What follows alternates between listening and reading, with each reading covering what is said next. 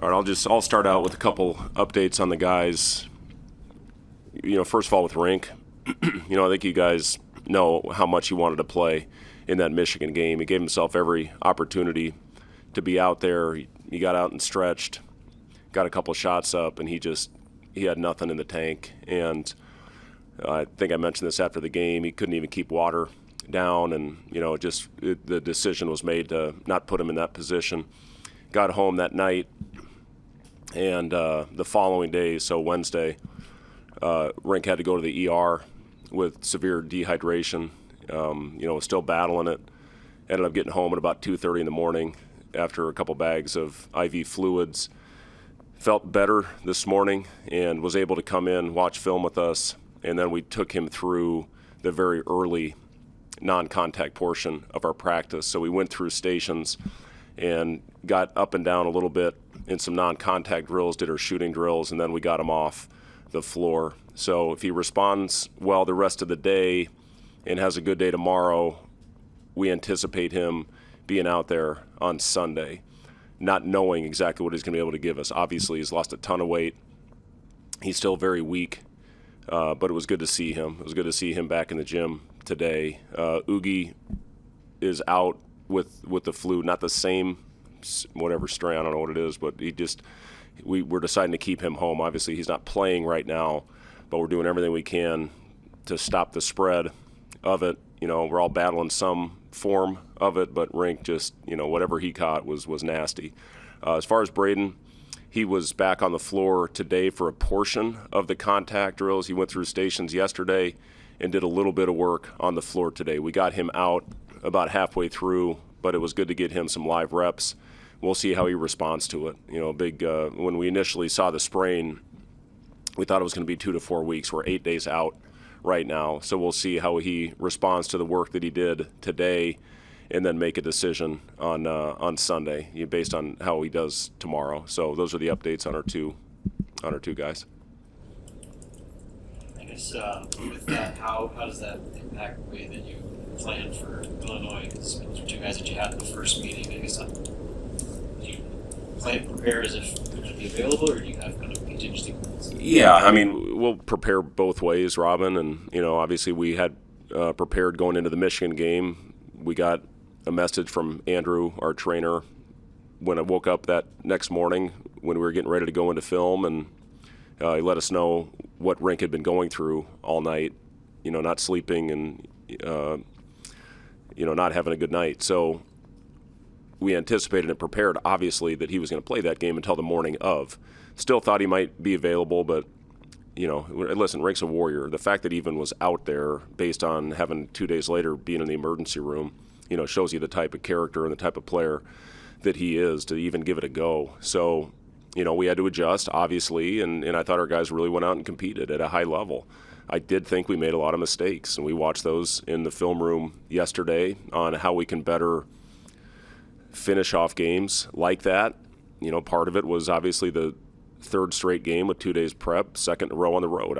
I do think that was a big reason that we ran out of gas. And Michigan's length and their physicality and their pressure wore us down as well. That was a factor. But, to be out there without two of your top guys, I give our guys a lot of credit for competing the way we did, but there were still mistakes that we need to improve on if we want to stay at the top of this league, especially with the schedule that we've got coming up. These last 10 are going to be a monster, starting with this game on Sunday against Illinois. But, right now, yes. I hope we get our guys back. I hope they respond well to the work that they did today, and it would be great to have both those guys back out there on Sunday afternoon.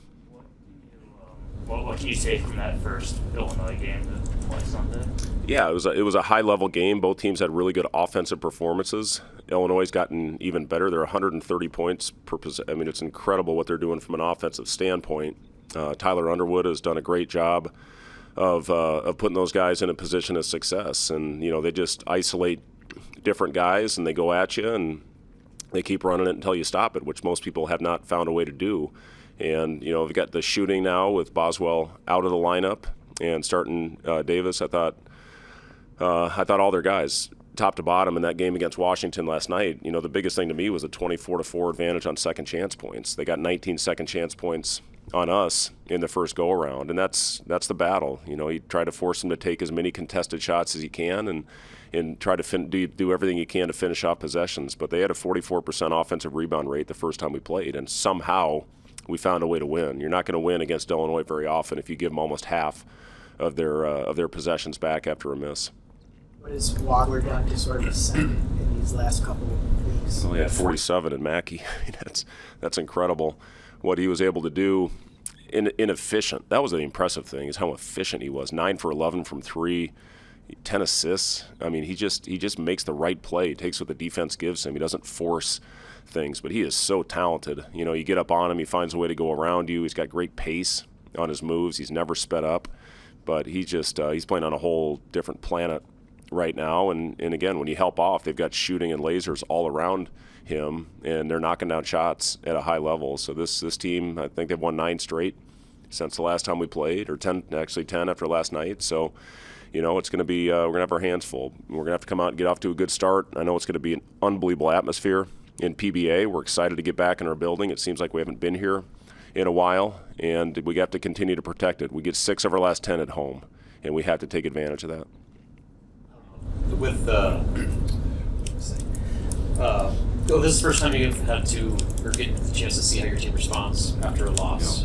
They handled winning so well over the first 20. How has the response been after that? Yeah, I mean, sometimes in this business, after wins, you're harder on your team than you are after losses. But we had a very vocal film session, whatever it was, 2 days or yesterday when we got back in. And, there was, again, the mistakes that were made were the reason that we lost that game. I mean, Michigan gets a lot of credit for the way they play and how they wore us down, but we made a lot of mistakes in that game that we need to get better and improve on if we want to stay where we are. And it's listen, the guys have prepared the same way. There's been no change in their approach, and we've really tried to keep it that way. Stay consistent, keep your emotions, don't ride the emotional roller coaster that you can. There was more positive publicity for our team after we lost than after any win we've had all year, which is crazy to me. We lost a game. We're going to learn from it. We're going to get better. We're going to grow. But, now we're going to see what we're made of. We're playing the team, Michigan State, Illinois are the 3 most physical teams in our league, and it's going to be a war on Sunday. And how we respond, how we go out and hit. If they hit us first, it's over. We're not going to out-jump them. We're not going to out-length them. We have to hit. We have to be the more physical team if we want a chance to win, and that's hard to do against Illinois. When you're having a season like you've had this year, does that make it easier, to pitch yourself to recruits and kind of bigger picture thing because of that? Oh, yeah. I mean, I think it does help when you got some national publicity. You get top 5 matchup on Peacock, and it's great to go out and play in that type of game. And now you get another top 10 matchup here at home in our building, and we've got a really good group of people coming in to watch this one that we're excited about. Again, PBA, from the sound of it, every ticket is sold for the rest of the season. That's unbelievable. That's awesome. We appreciate it. We think that this team has been easy to cheer for. Even the plays, the 50-50 plays, Cale getting on the floor, ripping a ball away from a 6'11", Sam doing the same thing on multiple occasions.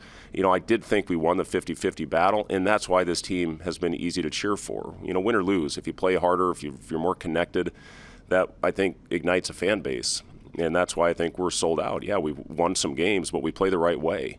And that's been the impressive thing to me about this group. I thought Sam, I talked about this after the game, made a hell of a play at the end of it, which would have given us a 2-for-1. Would we win it? I don't know. You can't go back and rewrite it. But, I thought Sam made the necessary tough play, to put us in a good position. We didn't get the call. That happens. And you move on and you move past it. And, again, it shouldn't have come down to that. We make our easy ones and our layups, then it doesn't come down to that last minute. The call on Sam, did you decide to send anything into the league? I talked to Terry, yeah, and listen, Terry's great. Terry called a charge on our guy back in 2013, I believe it was, when Will Clyburn drove it in and Aaron Kraft was standing in the charge circle. It cost us a Sweet 16 berth. So I told Terry, listen, you as much as anybody knows, you can miss a call like that. And he said, I knew you were going to say that. But anyway, that's it. Again, it happens. It's a physical game. The block charge rule was changed a couple years ago, so it's tough. The thing that we needed to do better job of was hitting early, to neutralize Michigan's length. We did get into their legs on a couple of those fouls, but yeah, I mean, I talked to Terry, and again, I've got a really good relationship with Terry.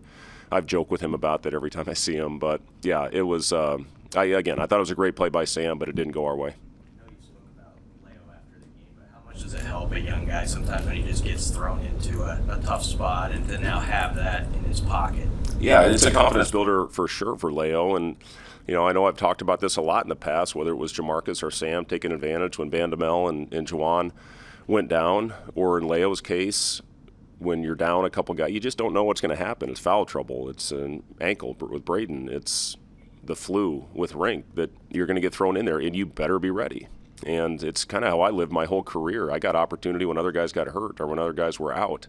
And Leo took advantage of it and showed what he can do and played very well in a hostile environment, made a couple big baskets for us, and I thought he really battled. And, with those guys pressuring him out almost all the way out to half court, he did a good job of handling the ball, taking care of it, and not turning the ball over. So I was really pleased and really impressed with Leo. And the next time we put him in there, it helps to know for him and give him the confidence that he knows he can do it. What do you expect PBA to just be like on Sunday? I mean, I've heard a lot of people think this might be the biggest home game. I mean, it's arguable, but what do you expect the place to be? I think it's the biggest home game since the Washington game last week, and it's how it is. That the next one's the biggest one, and we're gonna need it. We're gonna have to protect home court if we want to stay where we are. If not, we got no chance. So for us, when I look at it with the plus-minus game, we're still, I think, at the top of the league with +5, and we can't go down to +4. We have to take care of home court. Boswell out and Davis and that starting lineup change the complexion and what they do. Yeah, I mean, Boswell to me is such a versatile, important physical player for their team, but they haven't skipped a beat. And again, that's what it's about. And you throw Davis out there, his element of shooting with what they're doing with Wagler and the usage that they're putting on him, and then they'll give it to Stojakovic and they'll let him go one-on-one, and then they'll give it to Merkovich and let him go one-on-one, and then the Ivasic twins are out there knocking down threes, and now you got Davis and Humerkaus out there. I thought Humerkaus was the difference in that game last night. His offensive rebounding, makes 4 out of 6 threes. I thought he was unbelievable. And, yeah, I mean, they've just done a great job. Brad has adjusted very well, as he always does. He's one of the best in the business of, when a piece is out, putting the right guys in there. And, again, to talk about taking advantage of opportunities. Jason's calling. Okay, you good? Do you need to take it? No, okay. Okay, Illinois, you turned them over 8 times last time you played them. They don't turn it over at all very much. What's the key to maybe turning them over? Yeah, just having activity with our hands and being there to help. It's hard to guard those guys in one-on-one situations. We're going to have to be there. And again, that's the way our defense is built.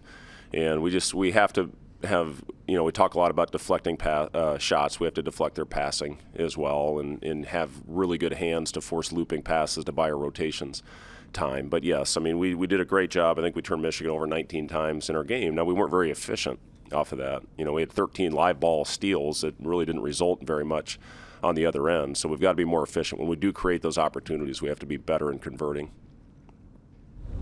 Thanks, Coach. Thanks, guys.